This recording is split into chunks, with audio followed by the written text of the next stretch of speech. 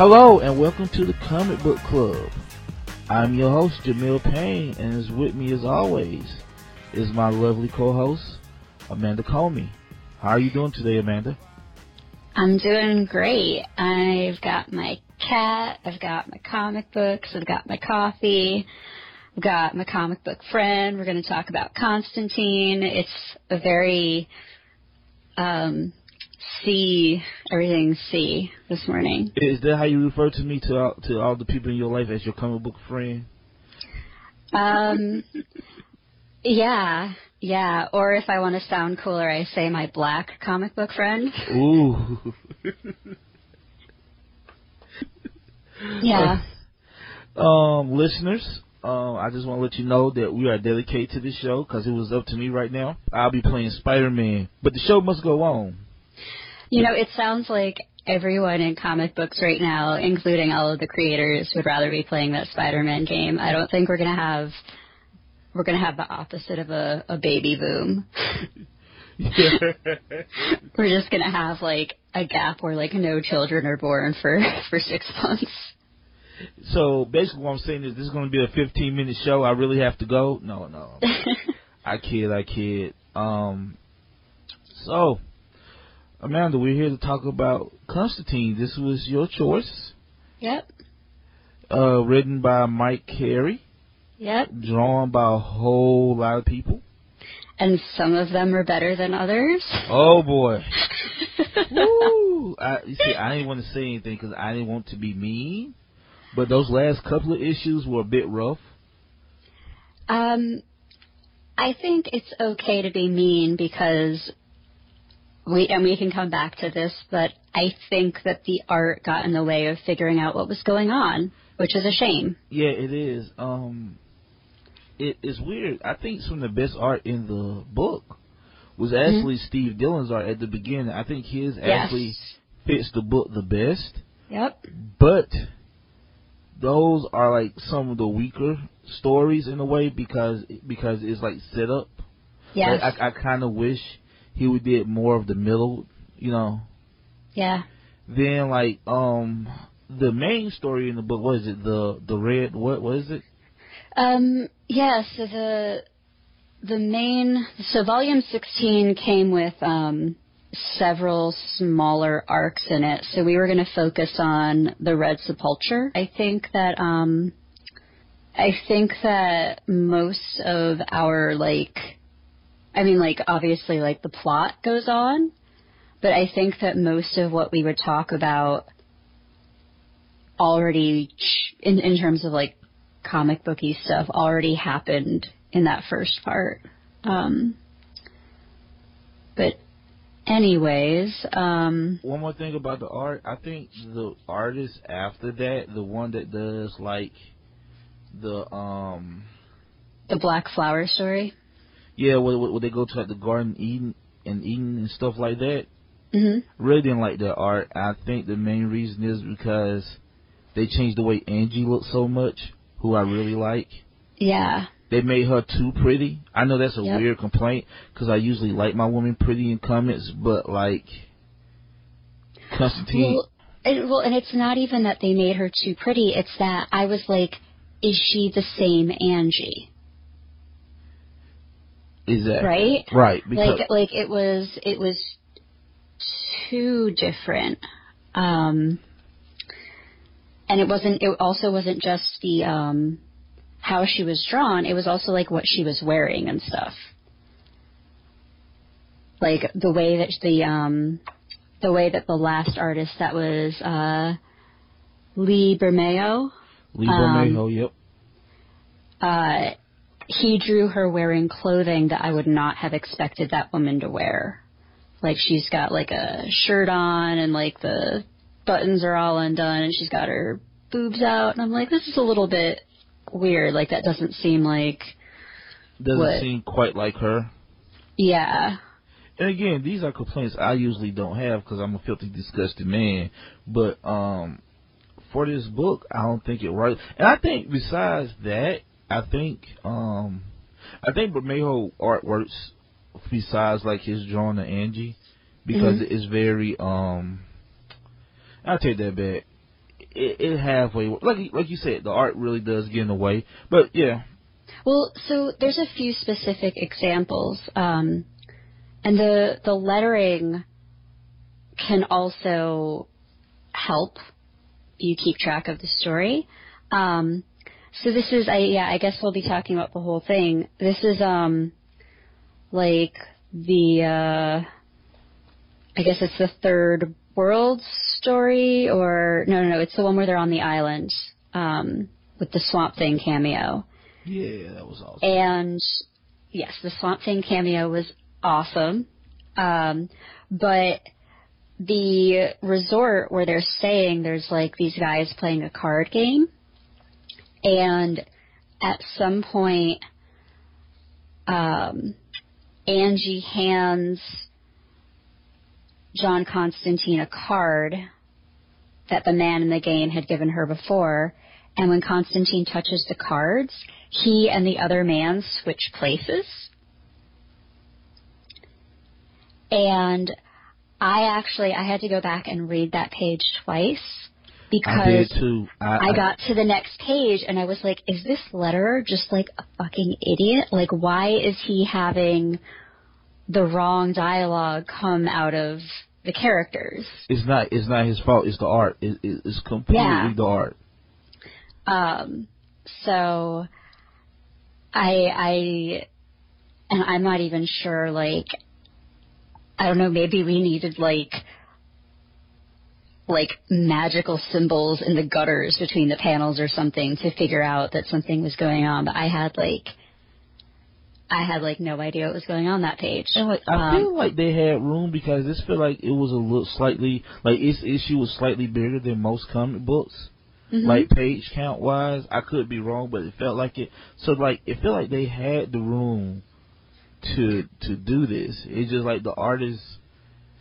I didn't look up all the artists, but like it's like a lot of artists just lacked imagination, which is a weird thing because it's John Constantine. If it's one thing your art should have, is a bit of imagination.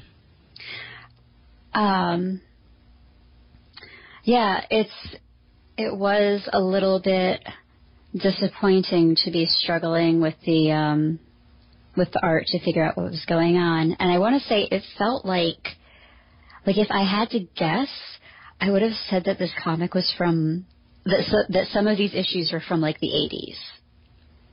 It felt that way. Yeah, because I feel like I'm much more accustomed to the way things are edited for like contemporary readers. And I have found that like when I go back and I read comics that are older, I have to like reread a page twice or like really pay attention to the layouts. There's just like the grammar, the visual grammar is a little bit different. And that's what this felt was. It felt like I was reading a much older comic book. This only came out in the mid-noughts, like 2005 or something. When I read old comic books, they make me sleepy, and I really have to switch my brain to make it work. Mm-hmm. And that gave me a bit of this where I was like tired and I didn't know why. Like, okay, so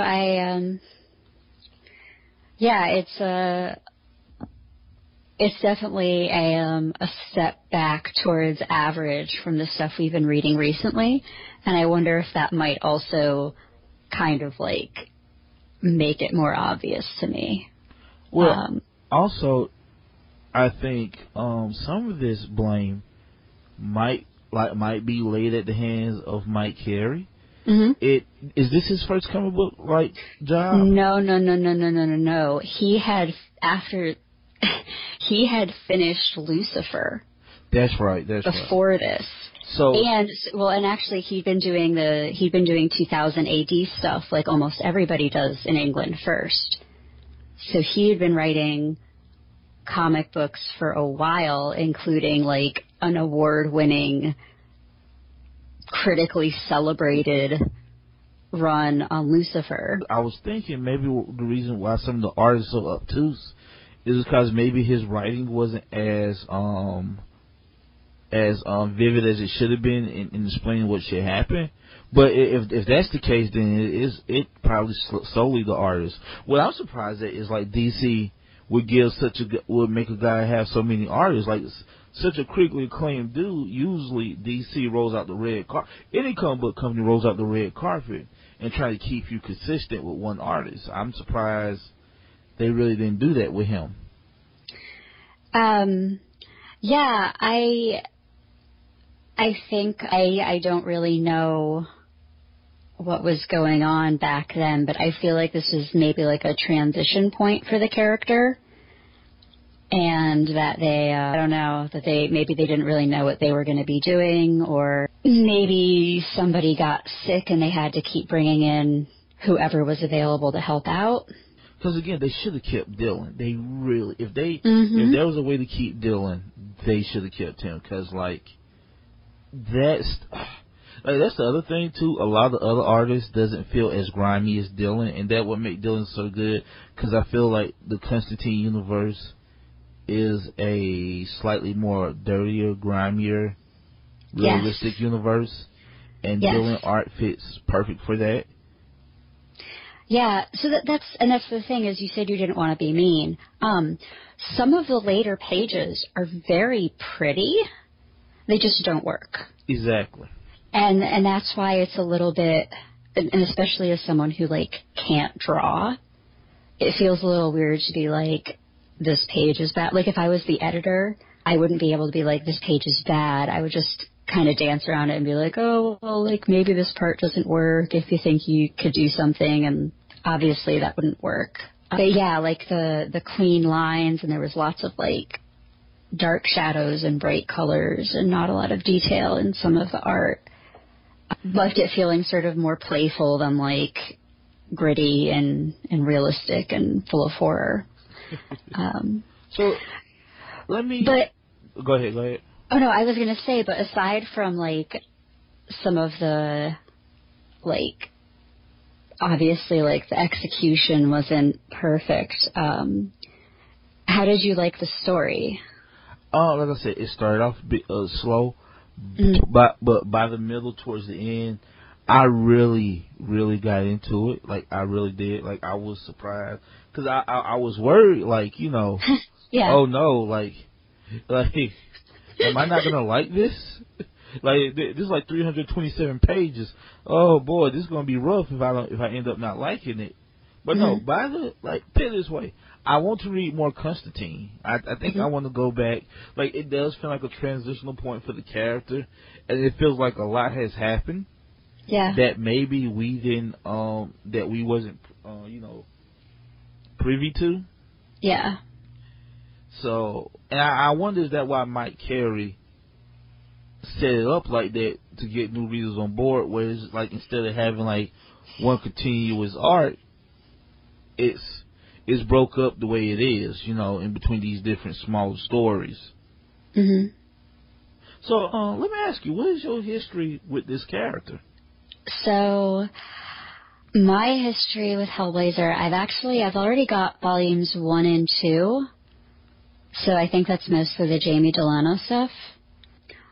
And I've read those a few times. I got into the beginning of Hellblazer after having read Alan Moore's run on Swamp Thing, because Constantine visits Swamp Thing several times. And I thought it might be cool to read, like, what was John Constantine doing during the Swamp Thing runs. Yeah, so that's how I got into Hellblazer. It's a character that I like, but I've never read it regularly. I'm also probably an apologist for the Keanu Reeves Constantine movie. Hey, I like that movie. I just rewatched it. Parts of it are, like, still kind of amazing. The ending is pretty damn amazing. Yeah. Like when the devil shows up, like, hello, Lou, like that. Okay, so for me, my first introduction to this character is the Keanu Reeves movie, so that's where I'm coming from. Okay. And I've never read much Hellblazer. Look, it's on the list. I got a lot of things on the list.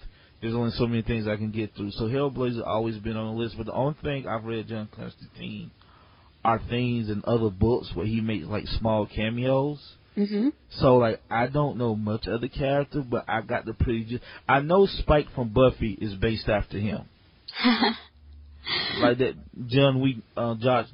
Josh Whedon said that, like, Spike from Buffy is based after him.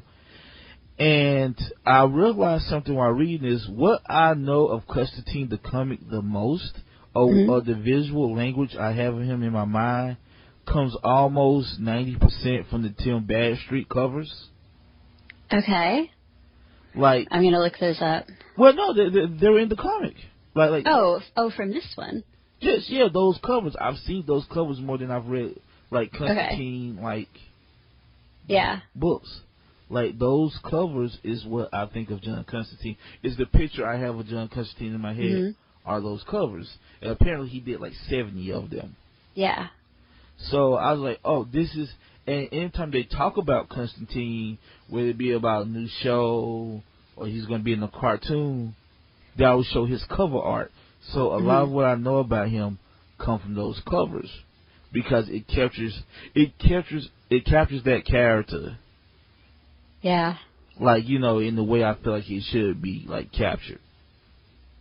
Yeah, the covers are good. And I was looking like, is it all by the same guy? Yeah, it's all by the same dude.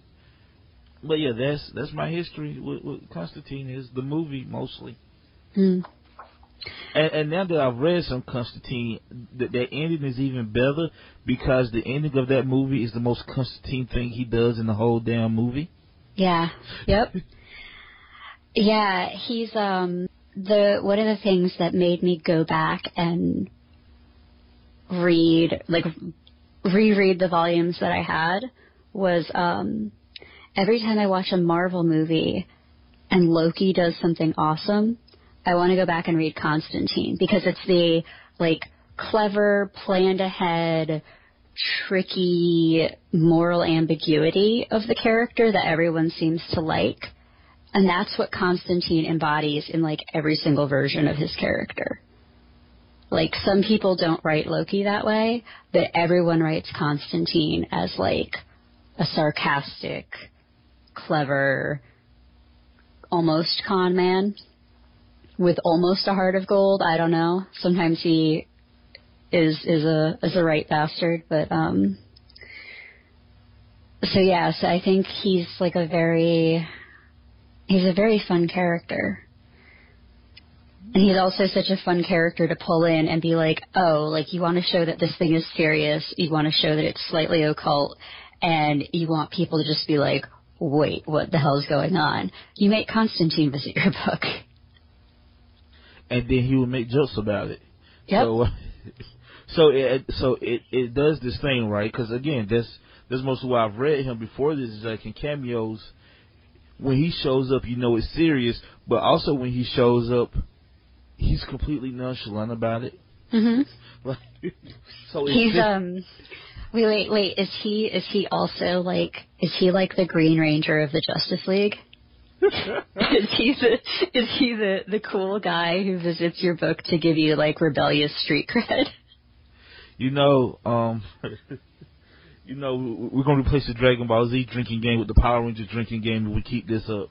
I think it's appropriate, you know. It's just, what I'm talking about is that trope of, like, the slightly mysterious stranger is really appealing. And we both seem to really love it. Yeah, we do. That's a trope we definitely like. We're starting to have patterns here. I guess I could see that. I guess you could also say that about Batman a little bit. But yeah, Constantine is definitely, like, if you want your book to be cool. Look, he may not be able to sell a book, but damn it, any book he elevates. Yeah. No, so I'm glad that you liked this story. I wanted to mention just there's a few things, and I was good. I wrote this down ahead of time so that I could, like, check afterwards. But I feel like the story in here was also really representative of what Mike Carey does in general. So what I'd written down is that he's, like, consistently, like, a B+ writer, and that you have to read several of his several of the arcs in a row before you start feeling like it's really, really good.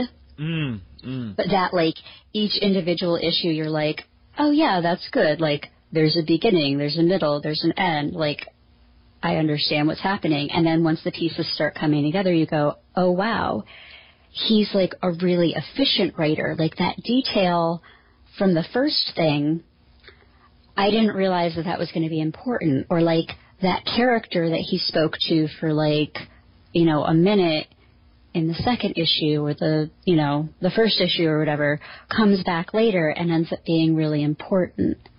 And because he writes that way, it gives me a really comforting sense that he's, like, planned things out. And so I always know I'm going to be, like, satisfied with how the ending unwinds. And then the other thing is that, and this I love that this happened, his endings almost, because he always writes male point of view characters, but his endings are almost always women saving him. Of course, you'll like that. Yeah, so Mike Carey writes, he makes sure that there are several women in his books so that he doesn't have to worry about, like, you know, writing one woman character perfectly. He just makes sure that there's a few. And he almost always makes sure that they have a significant role in the end. So, like, the Red Sepulchre arc that ends, spoilers, with the goddess Kali coming and, like, killing all of the people who've been trying to use her weapon, is, like, exactly how, like, a Mike Carey story ends. Or, like, Angie coming and saving John's butt at the very end. Like, that's very much how a Mike Carey story ends. And I thought it was hilarious that I wrote down before I started reading this that strong women usually several, and they save the day. Yes, strong women, none of them are perfect, and it doesn't feel like, you know, he's trying. Because I think a lot of times that's what happens, right? You have to write this one woman, she has to be everything. Mm-hmm. You don't do that if you just, you know, put a bunch of women in your book. Yeah, and the one issue I do have is that I've now read enough of Mike Carey's books that are like this, where I'm sort of just kind of like, maybe he's not, like, a nice guy and a good writer. Maybe he's just got, like a being saved by dominant women fetish. I mean, you know, look, I'm which is fine. Amanda, I'm like, apparently I'm fine with that. Amanda, I'm about to tell you, look, here on the Comic Book Club, we don't kink shame. If that's what he's into. I mean, I don't kink shame either. It's just I generally have a rule that, like, if I read something and I feel like I'm reading someone's, like, masturbatory fantasy, I'm like, that's weird. So in isolation, it doesn't feel like that. But now that I've read, like, almost all of his stuff that I can get my hands on, I'm like, okay, I'm ready to do, like, bingo for if I read Mike Carey's X-Men stories, to be like, okay, so, like, Emma Frost is going to save the day, and, like, it's going to be told from, like, Cyclops' point of view. I've got, like, a bunch of expectations for how he would do that now. And they every single one of them involves Emma Frost saving the day at the end, because that's just, like, so I also read one of Mike Carey's, like, prose novels last week, and it was essentially just Constantine fan fiction, and it had almost the same plot as the thing that we just read. You remember, I told you, I was like, you could tell a writer that's really into comic books, because if you read their stuff, like, it feels like a comic book. Not, you know what I'm trying to say. Yeah, like, it feels like a comic book, like, oh. It's almost like they write books just so they can get in the comic books. Well, except he wrote this after. And I almost wonder if he was disappointed with his run on Hellblazer and was like, no, like, I was trying to actually do something and I couldn't really do it the way I wanted in the comic book. And the biggest thing, if I had to, like, try and sell this series of books, so imagine if John Constantine had like a sidekick, but the sidekick was a succubus. Which actually pops up yes. in this book. Which is why I was like, oh, hey, he wanted to do a John Constantine succubus story, and, like, that's what we ended up with? I'm like, no, he wanted John Constantine to be flirting with a female demon who totally can kick his ass. Like, he wanted, it's the Mazikeen character from Lucifer. He wanted, like, the strong female demon character to, like, play off the asshole human. And I'm like, that dynamic is so cool. Like, I might actually read more of those books. I wonder, does he, like, because I think 17 is also his, volume 17, which is his volume 16 we're reading, listeners. I wonder, like, does he goes deeper into that? But it feels like it's building up to a bigger story that he has in mind. Yeah, for sure. I think we had a good talk about Constantine. So next week we'll be reading The Runaways, a book that Amanda and most people like, and the book I just kind of find grading to okay. And that should be a good show. So Amanda, if listeners want to reach us, where could they? We are on Twitter as @comicbookclub52, like the new 52. You can also email us, comicbookclub52@gmail. And we are also The Comic Book Club on Facebook. And, look at that. I wasn't even going to promote that. See, thank you. You're welcome. And listeners, I'll just like to say, if there's anybody listening to this, if you could just, like, write us on Twitter or to our email, that would be great. Just to know that we at least have one person we don't know listening to this. That would be great. And we'll keep chugging. I mean, we're going to keep chugging away anyway. But it's nice to know that if we have, like, actual listeners, it's not like family members, like, listening to this thing. Also, Mom, if you want to send me an email, you can. That's fine, too. And give us feedback. We would love to hear your feedback, as long as it's nice and constructive. Because, there's too many jerks on the internet right now. But anyway, I am Jamil Payne. I'm Amanda Comey. This has been the Comic Book Club, and we are out.